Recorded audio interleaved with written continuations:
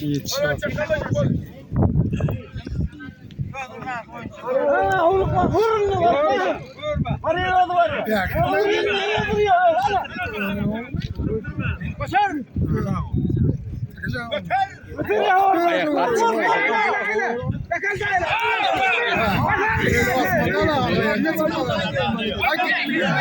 Öyle.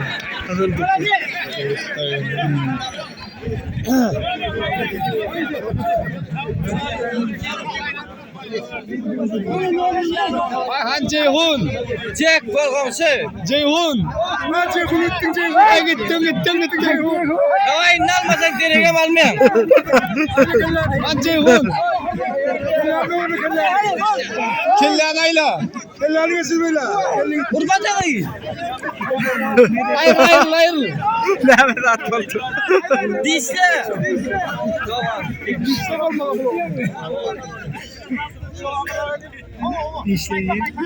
Götür. Ey bile vayra attın ayağını.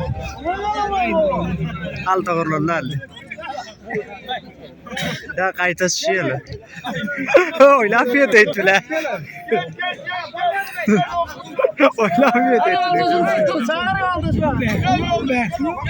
Ana kim bir asıl ayılıyor yana. Aylan. Aylan çarşı. Aylan. Buramad ağa. İnternete koyuyor. Ay kırarakta tutursana bunu kırarakta. Yer kana bir yana. Ayırsana buraya da. Al Ceyhun.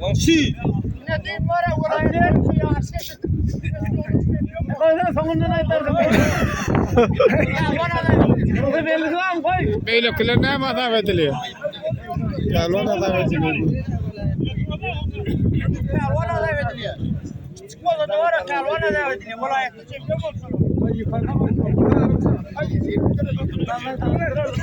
Bu yıkılmaz karıştırdım.